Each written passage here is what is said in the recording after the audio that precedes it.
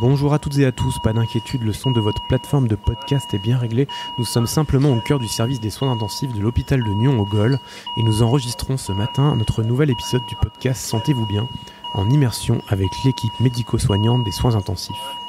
Un service de soins intensifs accueille les patientes et les patients ayant besoin d'un monitoring et d'une surveillance accrue. On parle généralement là des personnes les plus gravement malades de l'hôpital et qui ont potentiellement besoin d'un soutien d'organes. C'est un service avec beaucoup de technicité, beaucoup d'appareils, comme vous allez l'entendre tout au long de cet épisode.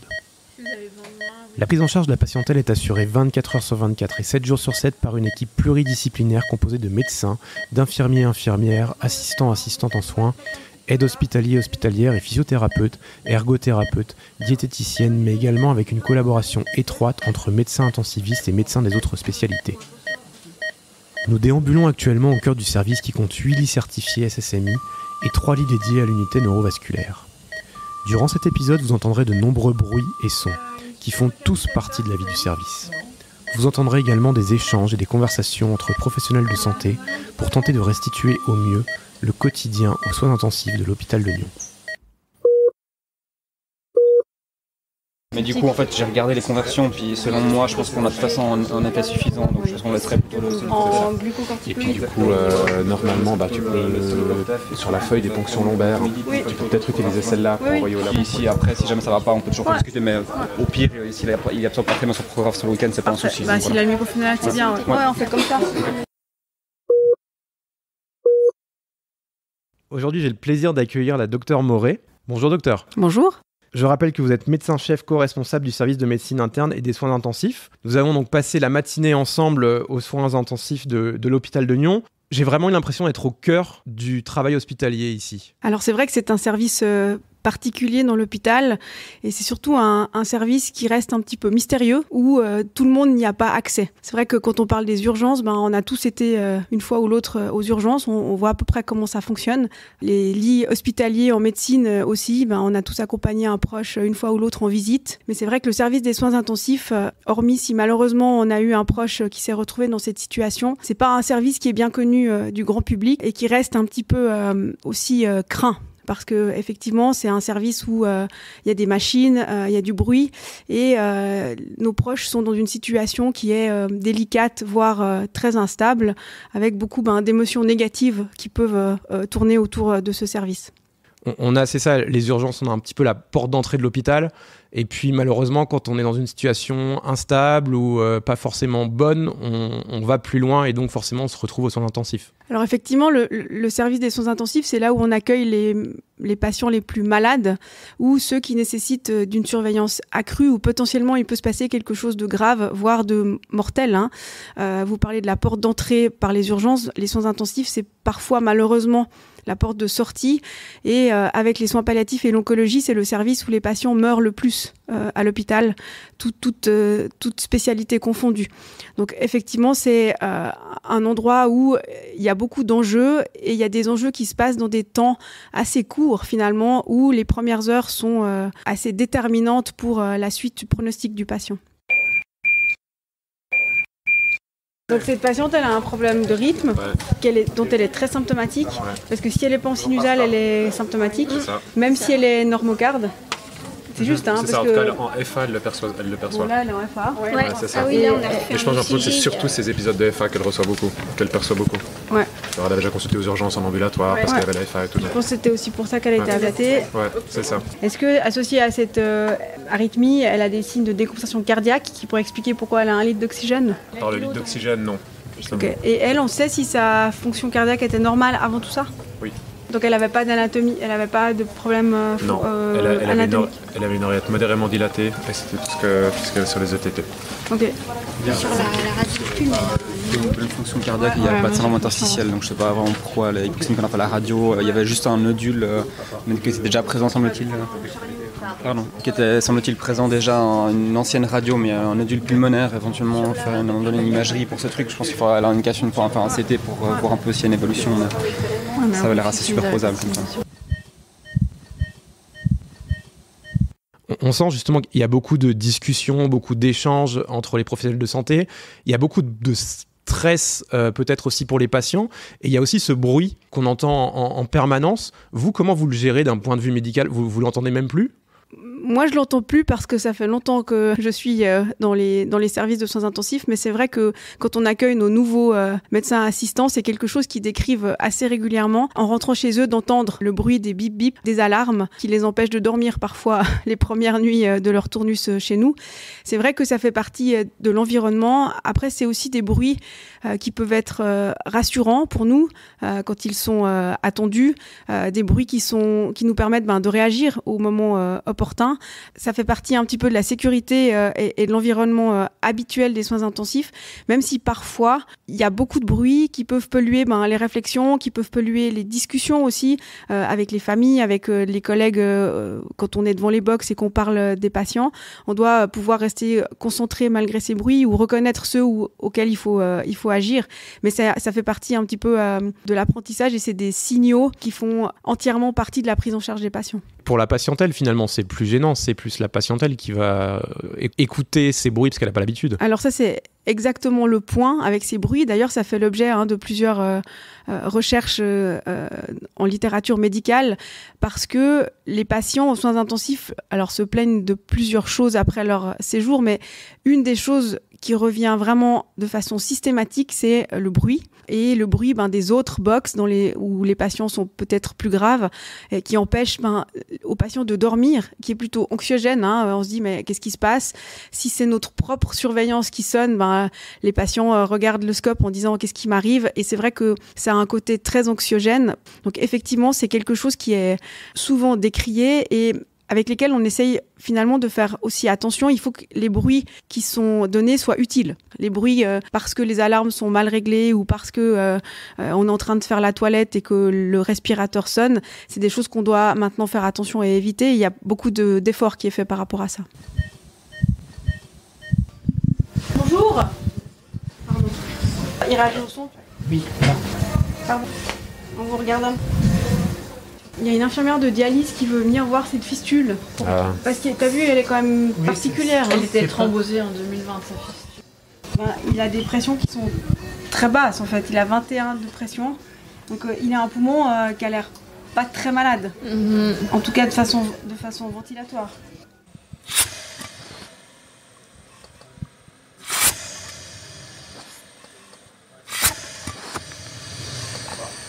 Nous sommes rentrés dans une chambre avec un patient qui était hospitalisé et alors il était en train de se reposer, il n'était pas forcément conscient, mais il y avait la radio en fond.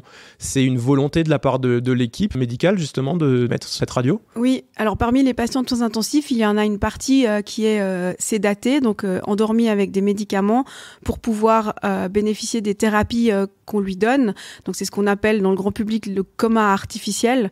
On parle plus vraiment de coma d'un point de vue médical parce que ces patients, on essaye au contraire de les laisser le plus possible réveillés en ayant le niveau de sédation le plus bas pour que on puisse les réveiller le plus vite possible quand ils sont guéris.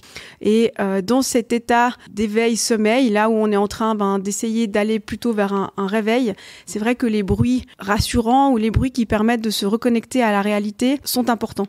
C'est pour ça qu'on dit aux proches qu'il faut parler aux patients, même s'ils ont l'air de dormir et de ne pas entendre. On ne sait pas finalement qu'est-ce qu'ils entendent et qu'est-ce qu'ils retiennent. Quand on parle avec des patients qui ont vécu des comas aux soins intensifs, ils ont des souvenirs de bruit, de son, de paroles. Et c'est vrai que vous avez peut-être vu, on leur dit bonjour, on se présente alors même qu'ils dorment. Parce que c'est important de considérer qu'il y a des choses qui sont retenues et entendues et ça fait partie aussi de ce qu'on appelle la réafférentation, donc de redonner des sensations à ces patients, que ce soit le bruit, le toucher, les odeurs même. Il y a des proches qui viennent avec des parfums, des musiques que les patients aiment, même des dessins, même si les patients ne les voient pas tout de suite, mais quand ils vont ouvrir les yeux, c'est ça qu'ils vont voir et c'est un environnement qui peut être rassurant. On a la notion de bruit là qu'on vient de longuement évoquer. Il y a une autre notion qui me paraît importante et c'était des retours justement des patients qui étaient conscients, qui vous parlaient ce matin. C'est la notion de temps. Tout le monde trouve le temps long. Ce qui est normal finalement parce que vous avez besoin de temps pour investiguer, pour faire des recherches et également pour comprendre finalement quelles maladies peuvent avoir la patientèle. La notion de temps est assez particulière aux soins intensifs parce que comme je disais en préambule, les premières heures sont extrêmement délicates et là, il faut faire très vite les choses au départ pour sauver le patient finalement. Quand les patients arrivent et qu'ils sont en train de mourir, on doit très vite faire les choses, très vite reconnaître l'urgence et très vite agir. Et c'est vrai que les 12 premières heures ou les 24 premières heures sont très intenses avec beaucoup de gestes. On équipe les patients pour pouvoir les surveiller, on leur met des machines, on va au scanner et tout ça est très intense. Et une fois que les patients sont stabilisés, alors là, le temps devient long. Il devient surtout long pour les familles, des proches qui sont au coma. Il devient aussi long pour les patients s'ils sont réveillés et conscients parce qu'ils ont l'impression qu'on ne fait plus rien alors qu'on a fait beaucoup de choses au départ et puis finalement, on attend que le corps guérisse. Et ces patients, ils sont la plupart du temps alités, reliés par des fils à des machines. Donc, ils ont des câbles partout. Ils ne peuvent pas dormir sur le côté ou sur le ventre, mais uniquement sur le dos. Donc, ils se sentent vraiment assez contraints dans leur situation de patient. Et c'est vrai que ce temps peut paraître long.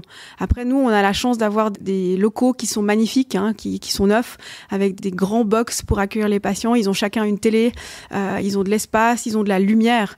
Donc, les conditions d'accueil des patients à l'hôpital de Nyon pour les soins intensifs est vraiment excellente.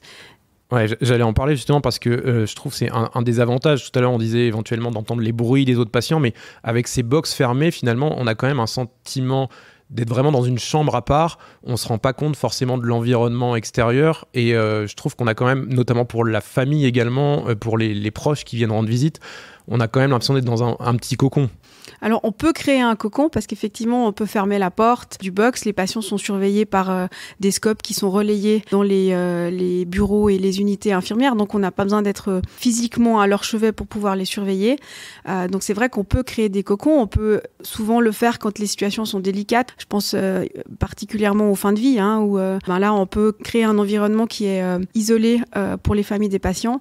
Après, c'est vrai que concrètement, les box sont plutôt ouverts pour permettre d'y entrer et d'y sortir. Quand les situations d'urgence apparaissent, les box sont plutôt ouverts et les patients, je pense qu'ils entendent quand même un petit peu ce qui se passe autour.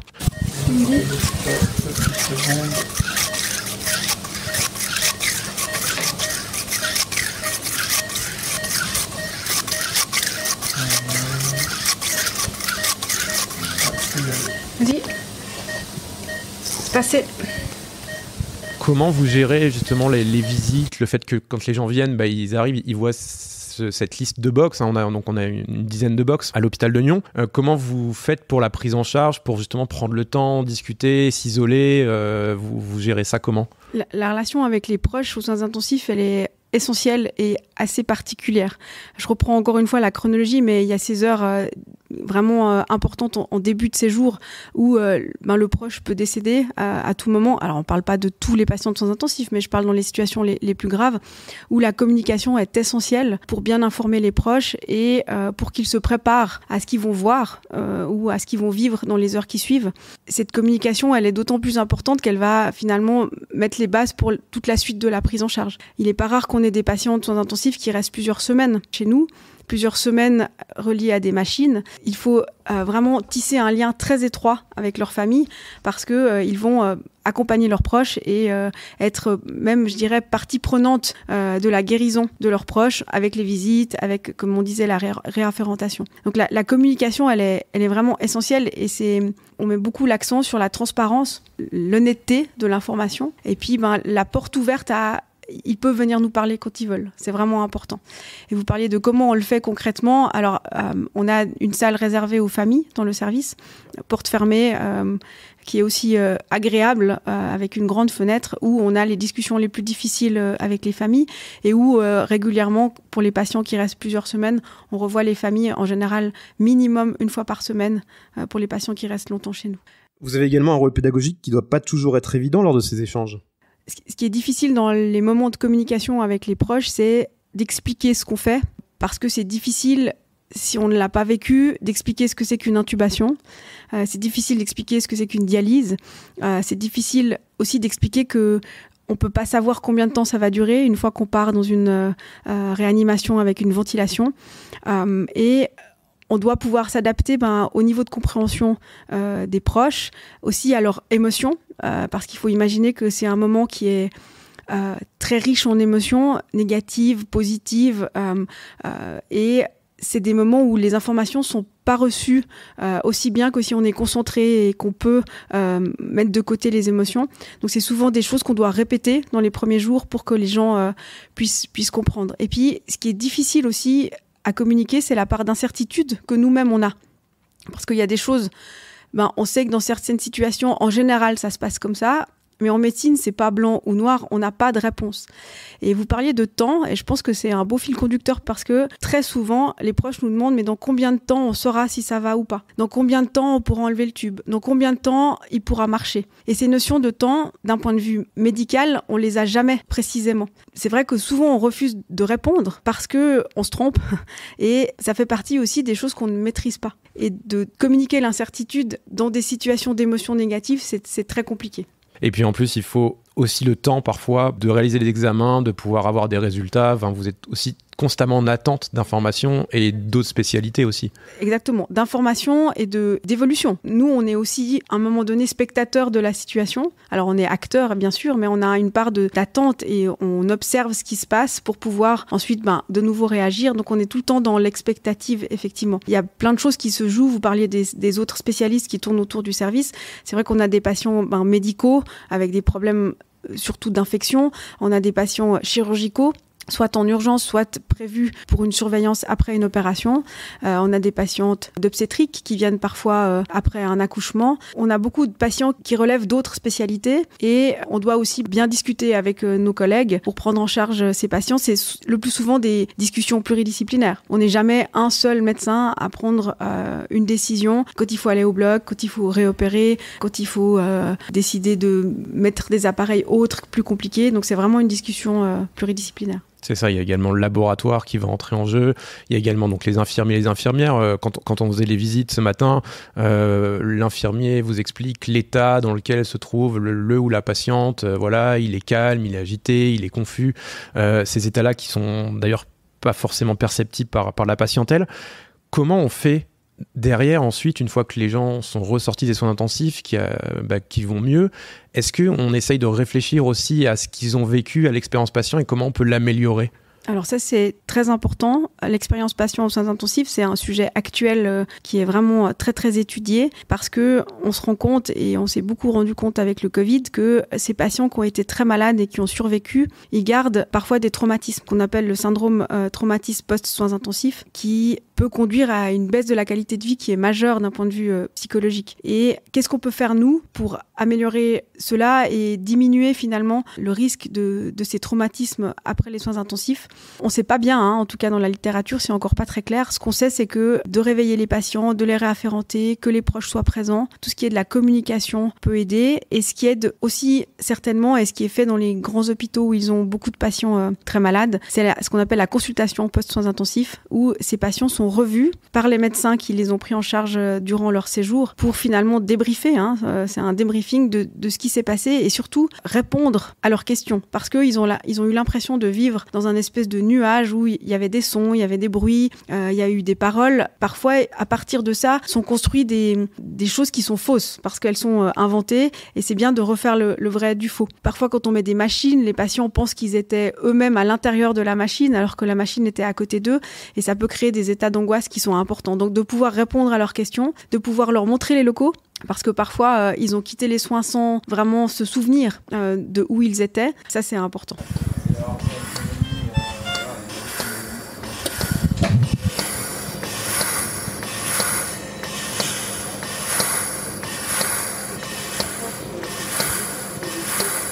Vous avez évoqué tout à l'heure le Covid.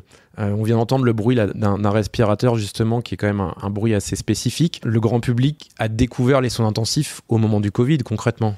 Il y a eu un avant et un après Covid aux soins intensifs. C'est vrai que quand on parle d'intubation, maintenant les gens savent ce que c'est.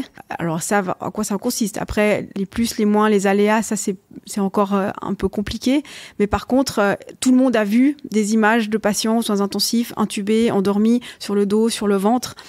Et ça a permis de faire tomber quelques murs. et d'ouvrir un petit peu cette boîte noire qu'étaient les soins intensifs. Ça permet pas forcément de simplifier la discussion parce qu'il y a des patients qui disent d'entrée moi je veux pas de tube, mais quand on leur explique que c'est la seule façon qu'ils aillent mieux et peut-être de survivre, alors là ils avaient pas bien compris que on devait passer par là. Maintenant on a 3 ans de recul on va dire sur le Covid. Est-ce que vous hospitalisez encore des gens pour des cas Covid? Est-ce que justement il y a la prise en charge, elle a évolué en 3 ans? Enfin on apprend au fur et à mesure j'imagine aussi au niveau des soins intensifs. La période Covid a permis de réaliser un nombre d'études incroyables sur justement l'insuffisance respiratoire due au Covid. Donc ça a permis de faire beaucoup de recherches sur le sujet parce qu'on avait beaucoup de patients. On s'est rendu compte que ce qu'on faisait jusque-là était juste. Honnêtement, il n'y a pas eu de grosse révolution sur la prise en charge des patients intubés.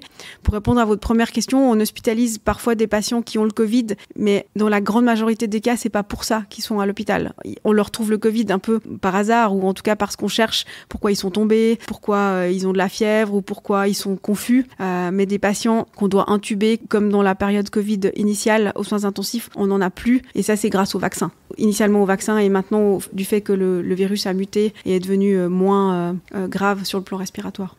Merci Dr Moret en tout cas pour cette matinée passée ensemble et puis avec toute l'équipe des soins intensifs. On a quand même l'impression parfois que c'est un petit peu une fourmilière, il y a du monde partout, ça rentre, ça sort, ça échange, ça discute, enfin, il y a vraiment énormément de travail.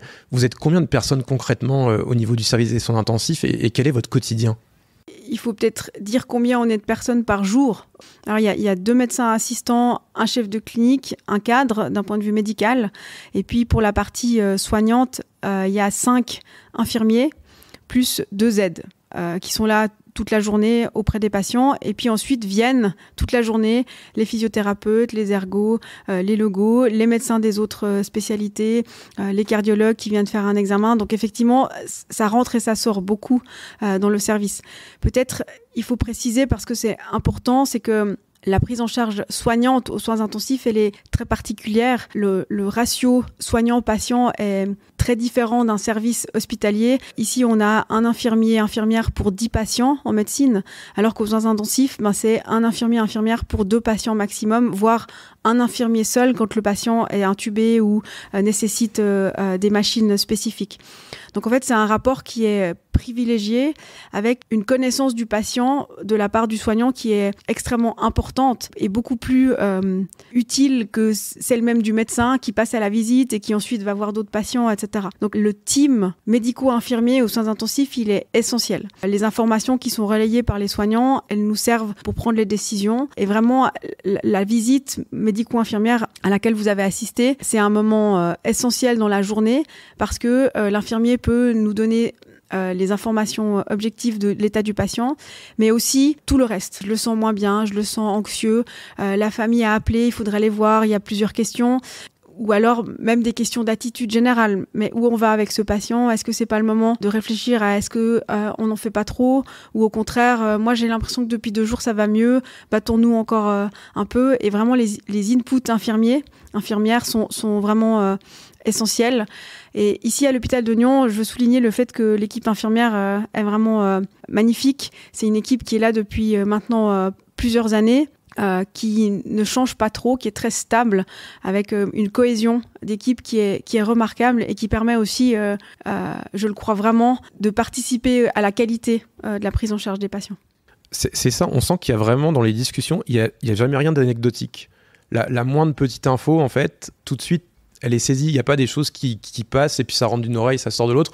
On a l'impression vraiment dans ces discussions médico-soignantes que tout est important et la moindre info peut vraiment avoir un impact sur la santé du patient. Alors effectivement, quand on fait la visite, c'est vraiment le temps de concentration maximale, c'est vraiment le temps où toutes les informations sont utiles, même celles qui semblent insignifiantes au départ, mais on doit la prendre en compte et puis surtout l'insérer dans le reste de la situation du patient. Donc ça, c'est un temps où on est très concentré. Après, je vous rassure, il y a des moments où on rigole et on plaisante et il y a des choses plus légères qui sont dites. On parlait des bruits. Il y a plusieurs patients qui nous ont dit, ce qui m'a aidé, c'est de vous entendre rire, l'équipe en dehors des box. Il y a même des proches de patients qui sont malheureusement décédés qui nous ont dit ça nous a fait du bien d'entendre que la vie elle continuait à l'extérieur du box. Alors bien sûr tout en restant tout à fait approprié, mais c'est important que l'équipe vive et échange et rigole et qu'on entende les bruits de la vie d'un service et de collègues qui sont ensemble au travail. Eh bien, merci beaucoup, Dr Moret. Je vais vous laisser justement retrouver l'avis du service pour une journée qui s'annonce encore passionnante et enrichissante à l'hôpital de Nyon. Merci à vous. Et un grand merci à toute l'équipe médico-soignante des soins intensifs du GOL de nous avoir ouvert ses portes ce matin. Merci à vous, chères auditrices et chers auditeurs, d'avoir été au rendez-vous de cet épisode de rentrée. Pour nous soutenir et contribuer à la visibilité de notre podcast, n'hésitez pas à laisser une note et un avis sur votre plateforme d'écoute favorite. Le prochain épisode sortira au mois d'octobre. N'hésitez pas à poster un commentaire en mentionnant les sujets santé qui vous intéressent plus particulièrement. À bientôt, et d'ici là, sentez-vous bien.